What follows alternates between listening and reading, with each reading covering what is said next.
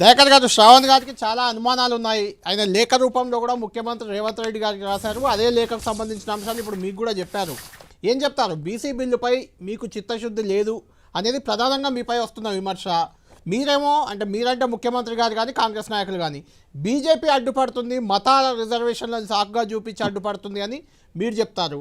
ఏంటి అసలు బీసీ రిజర్వేషన్లకు అవుతాయా అవవా? స్థానిక ఎన్నికలు కొత్త రిజర్వేషన్ల ప్రకారమే జరుగుతాయా?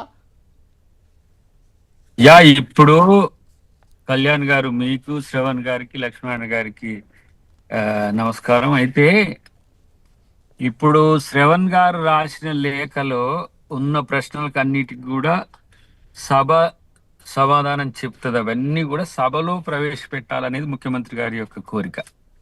ఏదో ఊరికనే రిలీజ్ చేసి సెక్రటరియట్ లో రిలీజ్ చేసి వాటి పక్కన పెట్టాలనేది కాదు. మిగతా ఏ అంశాలు ఉన్నా కూడా సభలోనే చర్చ జరుగుతుంది.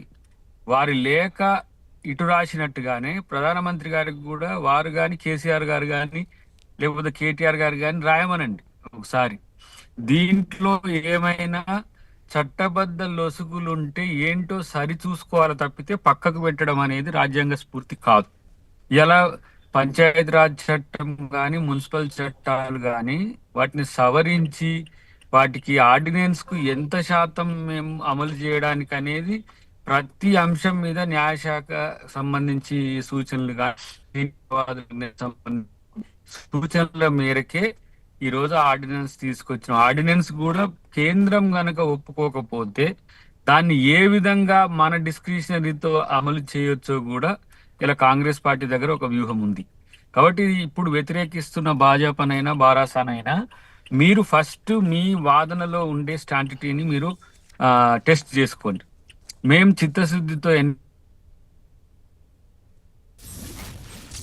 అక్కడెక్కడో ముఖ్యమంత్రి గారు చెప్పిన 2-3 రాష్ట్రాలు, మధ్యప్రదేశ్లో 38 ఉపకులాలు, యూపీలో 5 ఉపకులాలు, గుజరాత్లో 28 ఉపకులాలు, మైనార్టీ ఉపకులాలకు రిజర్వేషన్లు వస్తున్నాయంటే ఎకనామికల్లీ బ్యాక్వర్డ్ ఉపకులాలు కాబట్టి అక్కడ ఇస్తున్నారు. మొత్తం మైనార్టీలు అందరికీ అక్కడ రిజర్వేషన్ లేదు. దీనికి ఎలా మీరు లింక్ చేస్తారు? వాళ్ళు మైనారిటీలు అనే ఉద్దేశంతో వాళ్ళు వ్యతిరేకిస్తున్నారా, లేకపోతే బ్యాక్వర్డ్ కాకుండా అడ్వాన్స్డ్ ముస్లిమ్స్ అని వ్యతిరేకిస్తున్నారా ఒక చర్చ. అయితే 10% ఈడబ్ల్యూఎస్ రిజర్వేషన్లలో కూడా సయ్యద్లు, పఠాన్లు, రిజ్వీలు, తర్వాత ఇంకా వాళ్ళు షేక్లు, అగ్రవర్ణాలుగా పిలువబడే వాళ్లకు 10% రిజర్వేషన్లో అవకాశం ఇస్తున్నారు. అవును. ఇక్కడ వృత్తి కులాలుగా ఉన్న వాళ్ళ విషయంలో వ్యతిరేకిస్తున్నారు. గుజరాత్ లో 26 కులాల్లో కూడా బ్యాక్వర్డ్, మోస్ట్ బ్యాక్వర్డ్, ఇక్కడ ఏదైతే కుల వృత్తులు చేసుకుంటారో మన దగ్గర దూదేక్ల గాని, పింజారా గాని ఇట్లాంటి కులాలు ఉన్న అట్లాంటి కులాలు ఒక 26 ఉన్నాయి. వాళ్ళని వ్యతిరేకిస్తున్నారు. ఇది కాదు వాళ్ళు వ్యతిరేకిస్తున్నారు. బీసీ రిజర్వేషన్ వ్యతిరేకించడానికి ముస్లింలు సాగ్గా చెప్తున్నారు. ఇంతకుముందు ముఖ్యమంత్రి గారు చెప్పినట్టు మీరు పాలిస్తున్న రాష్ట్రాల్లో ముస్లింలకు రిజర్వేషన్లు ఇస్తూ కాంగ్రెస్ పాలిస్తున్న రాష్ట్రాల్లో ముస్లింలకు రిజర్వేషన్. దానికి దీనికి తేడా ఉంది. అక్కడ ఉపకులాలు, వెనుకబడ్డ వాళ్ళకి మాత్రం ఇస్తున్నారు. ఇక్కడ మీరు మొత్తం మంది మైనార్టీలు అందరినీ ఆ ఘాటిన కట్టేశారు కదా. ఇక్కడ అగ్రవర్ణ ముస్లింలకు కూడా ఇస్తున్నారు కదా ఈడబ్ల్యూఎస్ లో. ఈడబ్ల్యూఎస్ దేశం అంతా ఇచ్చేది 9th షెడ్యూల్లో పెట్టారు. అది రాజ్యాంగ చట్టం అయింది, రాజ్యాంగం ప్రకారమే, రాజ్యాంగంలో మార్పులతో. అదే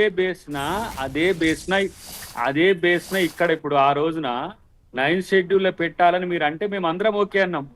ఇలా మేము చేస్తున్న రాష్ట్రాల విషయంలో ఆ సమస్యను మీరు ఎందుకు క్రియేట్ చేస్తున్నారు? అది ఎవరు చేసింది? పోనీ అది గతంలో మన రాష్ట్రంలో రాజశేఖర రెడ్డి గారు దాన్ని బిల్ చేయడానికి కారణము. ఆ రోజు వల్లభరెడ్డి రవీంద్ర రెడ్డి గారు ఈబీసీ సంక్షేమ సంఘం తరఫున కొట్లాడుతూ మేము అందరం పోయి మద్దతు చెప్పినాం అగ్రవర్ణాల్లో పేదలకు రిజర్వేషన్లు ఇవ్వాలని. ఆ రోజు వీరప్ప మొయిలీ గారు న్యాయశాఖ మంత్రిగా ఉన్నారు. తర్వాత మన పురంధరేశ్వరరావు గారు మన HR మంత్రిగా ఉన్నారు. ముకుల్ వాస్నిక్ గారు సోషల్ జస్టిస్ ఎంపవర్మెంట్ మినిస్టర్ గా ఉన్నారు. ఆ రోజు మేము చేసిన బిల్లును వాళ్ళు చేస్తుంటే ఎవరు కూడా అడ్డం పడలేదు. ఇలా కాంగ్రెస్ చేస్తున్న బిల్లును బీజేపీ అడ్డం వేయడం అనుకో వ్యూహం ఏంది?